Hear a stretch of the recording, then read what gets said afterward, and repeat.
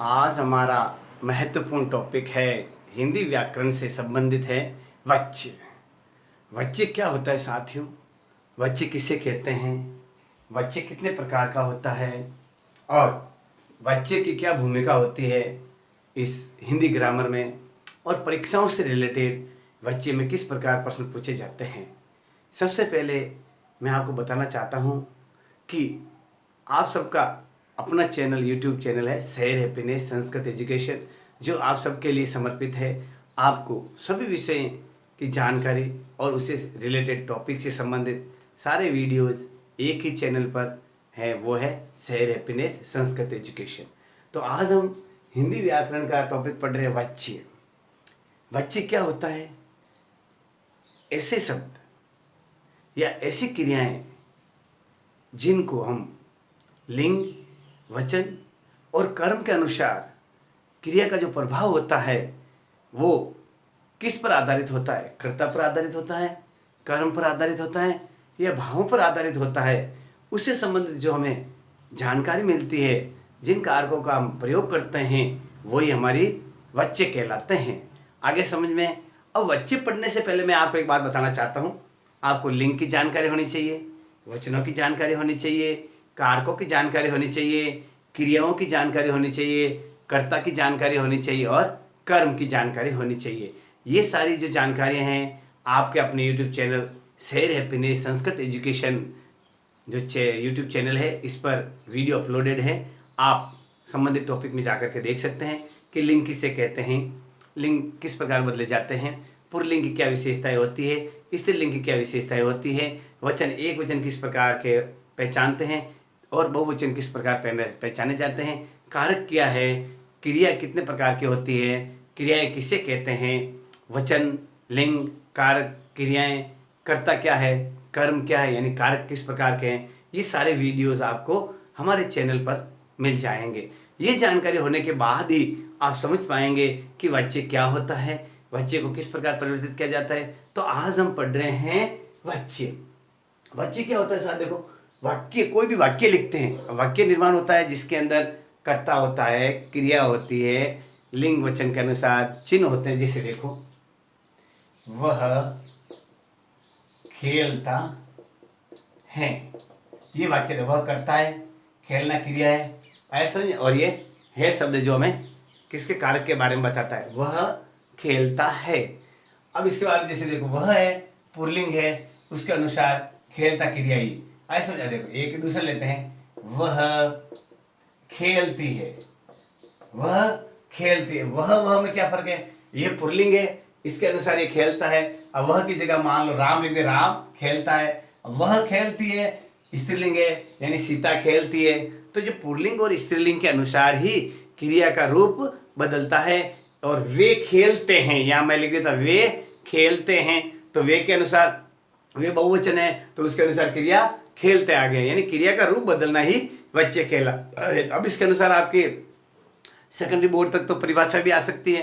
बड़ी कक्षाओं में परिभाषाएं नहीं आती है, जो कॉम्पिटिटिव एग्जाम देते हैं उसके अंदर तो डायरेक्ट एग्जाम्पल पूछे जाते हैं। कृतवाच्य से कर्मवाच्य बनाइए, कर्मवाच्य से भाववाच्य किस प्रकार बनेगा, भाव से कृतवाच्य कैसे बनेगा, या निम्न में से कृतवाच्य कौन सा वाक्य है, कर्मवाच्य कौन सा वाक्य है और भाववाच्य कौन सा वाक्य। इस प्रकार बड़े बड़े उदाहरणों से आपको समझाया जाएगा, ताकि आप एग्जाम के अंदर 100% पूरे क्वेश्चन को अच्छी तरह से समझ के करेक्ट आंसर दे सको। अब देखो परिभाषा, वाच्य की परिभाषा क्या है? वाक्य में प्रयुक्त, यानी किसी भी वाक्य में प्रयुक्त क्रिया का रूप। जैसे मैंने खेलता क्रिया बताया, खेलती क्रिया बताया, यानी क्रिया खेलना, मुख्य क्रिया क्या? खेलना, यानी क्रिया का रूप। सुनना, किसी भी वाक्य में क्रिया का रूप कर्ता, कर्म या भाव, कर्ता, कर्म या भाव के अनुसार हुआ हो, अर्थात उसका बोध कराने वाले कारक चिन्हों को ही वाक्य कहा जाता है। क्या कहा जाता है? वाच्य। क्या कहा जाता है? वाच्य कहा जाता है। अर्थात इसमें क्या होता है, वो क्रिया की प्रधानता को बताता है कि क्रिया किसके अनुसार लगती है, कर्म के अनुसार, भाव के अनुसार या कर्ता के अनुसार लगती है, और उसी के अनुसार लिंग, वचन और कारक का क्या होता है? प्रभाव बढ़ता है। ठीक है भाइयों, तो मैं आपको ये बात महत्वपूर्ण बताना चाहता हूं कि वाच्य के अंतर्गत ही हम ये पढ़ना चाहते हैं कि किस प्रकार हम इसमें बदलाव कर सकते हैं। आया समझ में आपको?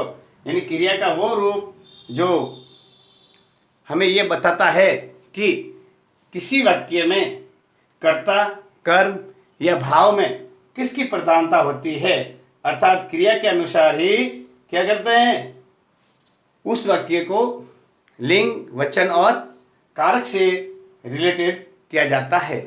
आया समझ में? यानी मैं महत्वपूर्ण बात आपको बताना चाहता हूं कि जो क्रिया किसी भी वाक्य के अंतर्गत काम में ली जाती है, उस पर किसकी प्रधानता है, कर्ता की प्रधानता है, कर्म की प्रधानता है या भाव की प्रधानता है, और उसी के अनुसार यदि कर्ता है तो कर्ता के अनुसार लिंग और वचन का प्रभाव पड़ेगा और उसी के अनुसार क्रिया का रूप बदलेगा। आगे समझ में? सीधा वाक्य में मैं आपको बताऊं कि वाच्य वे कहलाते हैं जिसमें क्रिया का रूप कर्ता, कर्म या भाव के अनुसार होता है और उसी के अनुसार लिंग और वचन का प्रयोग किया जाता है। समझ आया? समझ आपको? जैसे देखो, वह खाता है, सीधा देखो, वह खाता है, वह पुल्लिंग बनाने हमने, खाता स्त्रीलिंग आ गया, है पुल्लिंग है, बताओ खाना क्या है, खाना एक धातु है तो खाता पुल्लिंग में बन गया। वह खाती है तो खाती में क्या हो गया, खाना पुल्लिंग का, खाना में पुल्लिंग होगा तो खाना को हम क्या बनाएंगे, क्रिया का मूल रूप है खाना, उसको खाता बनाएंगे और खाना को ही खाती बनाएंगे। क्यों? कि वह स्त्रीलिंग रूप है, पुल्लिंग और स्त्रीलिंग रूप के अनुसार। अब इसमें कर्ता प्रधान है, कौन सा प्रधान है, वह के अनुसार यहाँ पे क्या आया, खाता आया, और यह भी कर्ता प्रधान, वह स्त्रीलिंग बताती है खाती आया। जैसे सीता दौड़ती है, सीता दौड़ती है, दौड़ मूल धातु है, सीता करता है और सीता स्त्रीलिंग है इसलिए अनुसार दौड़ती है। मोहन दौड़ता है, मोहन पुल्लिंग है और दौड़ना मूल शब्द है तो दौड़ता में दौड़ता गया। मोहन के अनुसार, कर्ता के अनुसार जो क्रिया लगी है वो इसमें बताती है। अब मैं आपको बताना चाहता हूँ वाच्य के प्रकार। वाच्य मुख्यतः 3 प्रकार के होते हैं, कृतवाच्य, क्रमवाच्य और भाववाच्य। नाम से ही पता चलता है। कृतवाच्य क्या होता है, वे वाक्य जिनमें कर्ता की प्रधानता होती है, यानी कर्ता के अनुसार ही किसी भी वाक्य में क्रिया का रूप लगेगा, कर्ता के अनुसार ही लिंग वचन का प्रयोग होगा। ऐसा ये ध्यान रखो, क्रिया का कर्ता के अनुसार रूप बदलता है, इसमें कर्ता की प्रधानता होती है और कर्ता के अनुसार लिंग वचन भी बदलते हैं। ये ध्यान रखना महत्वपूर्ण। कृतवाच्य में कर्ता किसे कहते हैं, वापिस पुनश्चमेंट दे दो, किसी काम को करने वाला, किसी काम को करने वाला, जो कोई काम करता है, कार्य को करने वाला ही कर्ता कहलाता है। जैसे देखो, लड़का दूध पीता है, सीधा देखो, सीधा वाक्य सबसे पहले, लड़का एक वचन पुल्लिंग, दूध एक वचन, पीता पीना की क्रिया है और है तो पीता है क्रिया है, तो लड़का दूध पीता है, लड़का एक वचन पुल्लिंग है तो इसके अनुसार क्या आया, पीता है। अब देखो, लड़कियां दूध पीती है, ध्यान रखना, लड़का की जगह क्या आ गया, लड़कियां आ गया, लड़कियां क्या है, स्त्रीलिंग है, तो अब दूध के अनुसार नहीं, किसके, लड़कियों के अनुसार है, क्रिया बन गई पिता का पीती। अब देखो, लड़कियां एक वचन है, एक बहुवचन है, बहुवचन है, इसी अनुसार क्या गया, है भी बहुवचन आ गया। यानी जब जो क्रिया है देखो, किसी वाक्य के अंदर, इंग्लिश के अंदर एस, वी और ओ होता है, सब्जेक्ट, वर्ब और ऑब्जेक्ट। हिंदी के अंदर उल्टा होता है, एस, ओ और वी, ये हिंदी में होता है, ध्यान रखना, यानी सब्जेक्ट, वर्ब और ऑब्जेक्ट। ये अंग्रेजी में होता है एस, वी और सब्जेक्ट, वर्ब और ऑब्जेक्ट, और हिंदी में होता है सब्जेक्ट, ऑब्जेक्ट और वर्ब। यानी पहले कारक आता है, फिर कर्म आता है और फिर क्रिया पीछे रहती है। जैसे देखो, लड़का दूध पीता है, लड़का करता है, कारक है, ये कारक है, आया समझे, सब्जेक्ट है, ये दूध है, कर्म है, और पीता है क्रिया है। तो अब दूध के अनुसार ये पीता नहीं आया, किसके अनुसार, लड़का के अनुसार आया। जैसे दूध यहाँ भी है और दूध यहाँ भी एक वचन है, लेकिन यहाँ क्या, लड़कियां बहुवचन है, तो लड़कियां का जो प्रभाव है, यानी करता, लड़का और लड़कियां करता है, तो इनके अनुसार क्रिया पर प्रभाव है। लड़का के अनुसार पीता है आ गया और लड़कियां के अनुसार पीती हैं आ गया, ये है भी बहुवचन क्योंकि लड़कियों के हिसाब से। इस प्रकार आपको अच्छी तरह से समझ में आ गया होगा। और आप, एक आप शब्द एक ऐसा है, इसका हमेशा, जैसे आप कहाँ जा रहे हैं, कृतवाच्य के अंदर उसका प्रयोग किया जाता है तो हमेशा बहुवचन में होगा। जैसे देखो, बच्चे पार्क में खेल रहे हैं, देखो बच्चे पार्क में खेल रहे हैं। अब देखो पार्क, देखो सबसे पहले देखो, बच्चे प्रथम पुरुष बहुवचन। पार्क में, ये क्या है, कर्म है। खेल रहे हैं, खेल रहे हैं। अब क्या खेल रहे हैं, क्यों आए भाई, खेलना है। ये कहता तो खेलता है, बच्चा पार्क में खेलता है या बच्चा पार्क में खेल रहा है, तो बच्चे यानी बहुवचन हो गया। तो इसके अनुसार, बहुवचन के अनुसार ही खेल रहे हैं क्रिया का रूप बदला है। ये ध्यान रखना, यानी क्रिया के जो है किसके अनुसार चलेगी, क्रिया कर्ता के अनुसार जब चलती है तो वो कृतवाच्य के अंतर्गत आते हैं। अब दूसरा महत्वपूर्ण बात, द्वितीय प्रकार में चलते हैं, कर्मवाच्य। नाम से पता चलता है कर्मवाच्य, यानी जिस वे शब्द जिनमें क्रिया की प्रधानता कर्म के अनुसार होती है। आया समझ में, यानी कर्म प्रधान होता है। किसी भी क्रिया का जो हम रूप डालेंगे, क्रिया बनाएंगे, उस वाक्य में क्रिया का सीधा संबंध किससे होगा, कर्म से होगा। यानी कर्म के अनुसार ही लिंग, वचन और क्रिया का बदलाव होगा। सीधा साधा कर्म वाच्य में कर्म ही प्रधान होता है।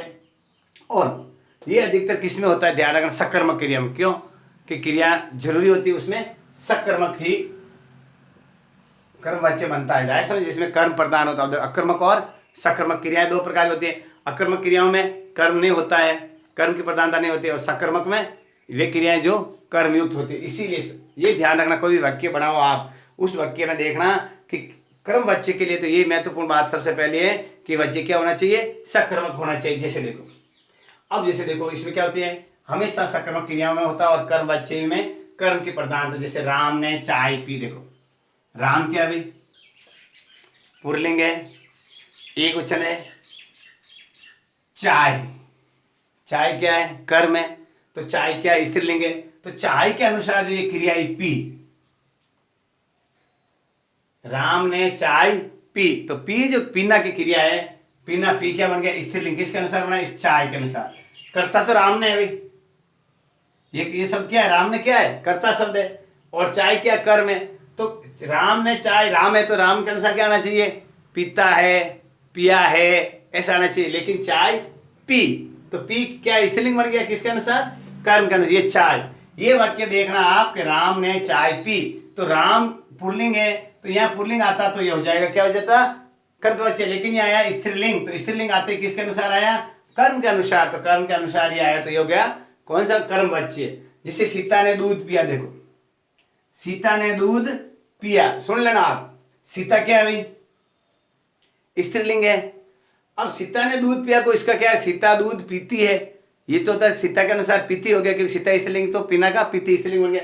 लेकिन दूध, दूध क्या पुल्लिंग है, तो जो क्रिया का रूप है दूध के अनुसार बदला है, सीता के अनुसार नहीं बदला है, यानी कर्ता के अनुसार नहीं बदला है, कर्म के अनुसार है। इसी दूध के लिए क्या है, पिया, तो जो पिया क्रिया आई है इस दूध से आई है, यानी दूध जो है कर्म है, क्या है, तो कर्म के अनुसार क्रिया का रूप बदला है, कर्म प्रधान होने का। ये सीता ने दूध पिया, ये कौन सा वाच्य है, कर्म वाच्य है। अब कर्म वाच्य भी दो स्थितियों में होता है, एक ऐसे कर्म वाच्य जिसमें कर्ता होता है, और एक ऐसे कर्म वाच्य जिसमें कर्ता नहीं होता। जैसे देखो, ये हमेशा कर्तायुक्त होता है, वो हमेशा भूतकाल क्रिया होगी, जिसमें ने क्या आएगा, ने कारक चिन्ह आएगा। ध्यान रखना, अधिकतर कर्म वाच्यों में ने होगा, और वो भूतकाल की, कि जैसे नरेंद्र ने मिठाई खाई, नरेंद्र ने मिठाई खाई, नरेंद्र शब्द है, ये ने, ये तो क्या पुल्लिंग है, कर्ता कारक है, और मिठाई क्या है, स्त्रीलिंग है, मिठाई के अनुसार खाई, ये हो गया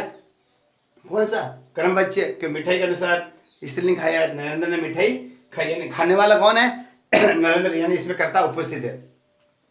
दूसरा होता है कर्ता रहित, यानी इसमें क्या होता है, कर्म होता है, वही प्रत्यक्ष कर्ता के रूप में कार्य करता है, लेकिन इसमें क्या होता है, महत्वपूर्ण बात, एक संयुक्त क्रियाएं होती है।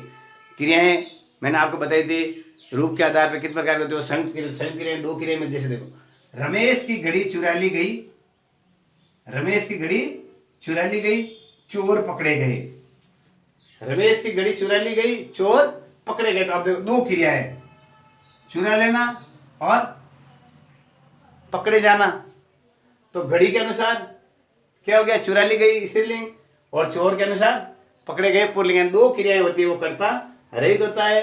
ये संयुक्त क्रियाओं में होता है जो कर्मवाच्य के अंतर्गत आता है। जैसे देखो, लड़कों से पाठ पढ़ा नहीं जाता, ध्यान रखना, यदि वाक्यों में क्या आता है, नहीं। देखो, लड़कों से पाठ पढ़ा नहीं जाता। लड़कों से देखो, लड़के क्या है, बहुवचन, क्या है, लड़के क्या भी है, देखो बहुवचन क्या है लड़कों से, देखो लड़कों से पाठ पढ़ा नहीं जाता, तो ये कौन सा आ गया देखो आप।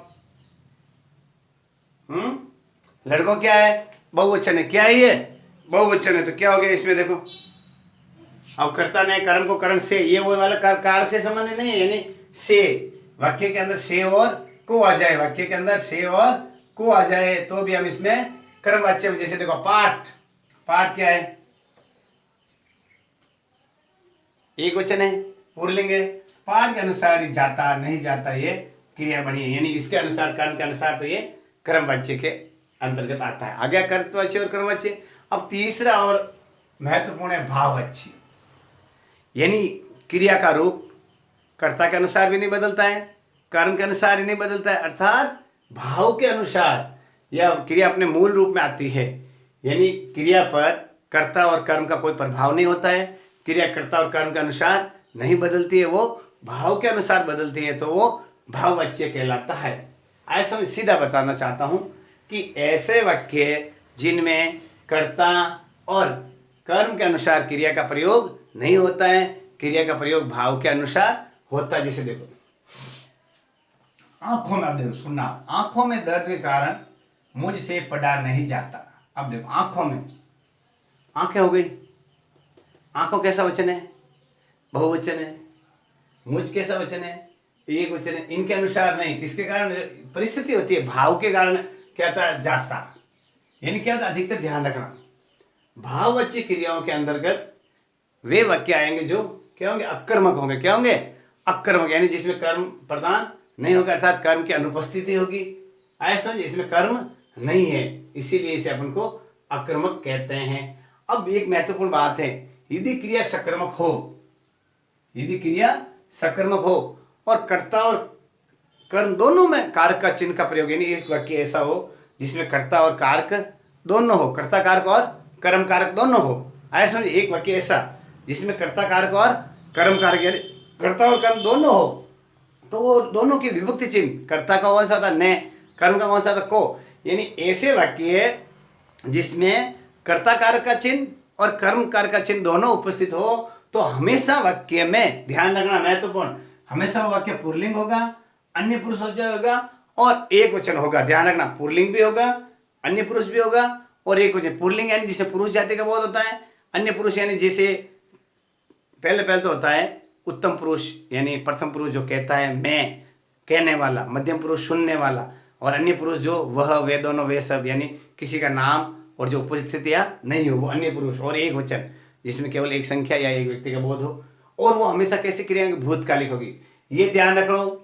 भाववाच्य के अंतर्गत सबसे महत्वपूर्ण बात, यदि क्रिया सकर्मक है तो उसमें कर्ता और कर्म दोनों कारकों के चिन्ह का कर्ता ने और कर्म को ने और को, ने और को दोनों चिन्हों का प्रयोग होगा, और वो वाक्य हमेशा पुल्लिंग होंगे, अन्य पुरुष में होंगे, ध्यान रखना पुल्लिंग अन्य पुरुष में, एक वचन और भूतकाल में होंगे। जैसे राम ने रावण को मारा, राम ने रावण को मारा, देखो राम कर्ता ने रावण को कर्म को मारा, ये मारा क्रिया आया है, ये क्या है भाववाच्य, राम ने रावण को मारा। अब देखो भाव देखो, सीता से उर्मिला से नाचा नहीं जाता, उर्मिला से नाचा नहीं जाता, उर्मिला क्या है स्त्रीलिंग है, नाचना क्या पुल्लिंग है, तो दोनों में नहीं जाता, ये क्या है कि भाव के अनुसार है, नाचने के भाव के अनुसार, तो उर्मिला से नाचा नहीं जाता। इस प्रकार मैंने आपको कृतवाच्य, कर्मवाच्य और भाववाच्य के बारे में बताया है कि किस प्रकार हम कृतवाच्य और कर्मवाच्य और भाववाच्य में वाक्य की पहचान करते हैं। अब मैं कृतवाच्य के लिए आपके 2-4 उदाहरण और बताना चाहता हूं। जैसे देखो पुरुष टहलता है, पाठ पढ़े जाते हैं, तुम सब आए, तू आया, पाठ पढ़ा जाता है, एक तो लिखा पाठ पढ़ा जाता है, इसका वजह पाठ पढ़े जाते हैं यानी एक वचन से बहुवचन। प्रवेश और रमेश विद्यालय गए, प्रवेश और रमेश विद्यालय गए, और यानी जोड़ दिया तो 2 हो गए, तो 2 के अनुसार क्रिया गया से गए बहुवचन हो गया, आया समझे। और पहाड़ियां दूर दूर तक फैली हुई हैं, ये भी क्या हो गया अपन कर्तवाच्य से। अब कर्मवाच्य के लिए बताओ, जैसे देखो लड़के ने फल खाया, सुनो लड़के ने फल खाया, लड़के ने खीर खाई, फल के अनुसार खाया पुल्लिंग हो गया, और खीर के अनुसार स्त्रीलिंग खाई हो गई। अब एक और बताना चाहते, देखो, विद्वान ने उपदेश दिया, माँ ने कहानियां सुनाई, प्रकाश ने पुस्तक पढ़ा। अब देखो, प्रकाश ने पुस्तक पढ़ा, तो पुस्तक क्या है भाई, बताइए। मुझसे पत्र लिखी नहीं गई, यानी क्या है, क्रिया के रूप जो लिंग वचन कर्म के अनुसार हो रहे हैं, सीधी क्रिया कर्म से प्रभावित हो रही है। जैसे भेड़िए ने बकरियां मार डाले, तो क्या सही है क्या, यानी बकरियां भेड़िए के द्वारा मारी गई। अर्थात को और से जो आते हैं, कृष्ण ने उपदेश दिया, ये जो कर्मवाच्य के उदाहरण बता रहा था, युवाओं को आगे बढ़ना है, छात्रों द्वारा अध्ययन किया जाता है। अब भाववाच्य में देखो, वृद्ध व्यक्ति से चला नहीं जाता, नदी स्वच्छ हो गई, फिल्म को देखा जाना चाहिए, उसे झुकना पड़ा, बच्चे से हंसा नहीं जाता, पहाड़ काटे गए, रवि से लिखते नहीं बनता, उद्यान लगाया गया, तुम सबको जाना है। ये जो मैंने बताया सारे के सारे उदाहरण हैं, जो मैंने आपको क्या बताया है, एक एक वाच्य के अंतर्गत बताया है। अगला जो महत्वपूर्ण रिलेटेड टॉपिक है आपके लिए, वो है वाच्य परिवर्तन। वाच्य परिवर्तन यानी कर्तवाच्य को कर्मवाच्य में कैसे बदले, कर्मवाच्य को भाववाच्य में कैसे बदले, भाव से कर्म और कर्ता बनाए, कर्म से कर्ता और कर्म से भाव। ये महत्वपूर्ण टॉपिक अगले वाले वीडियोस के अंदर आएगा, वाच्य परिवर्तन। उसमें आपको महत्वपूर्ण ध्यान रखना है। आज आपको ये सीखना है कर्तवाच्य की पहचान कैसी है, कर्मवाच्य में कैसे पहचाना जाता है, और भाववाच्य को कैसे पहचाना जाता है। तो मैंने आपको इस वीडियोज में बताया है कर्तवाच्य, कर्मवाच्य और भाववाच्य। कर्तवाच्य में कर्ता प्रदान, कर्मवाच्य में कर्मा प्रदान, और भाववाच्य में कर्ता और कर्म के अलावा भाव प्रदान होते हैं। आ गया समझ में? तो अगले वाले वीडियोज का इंतजार कीजिए। नमस्कार।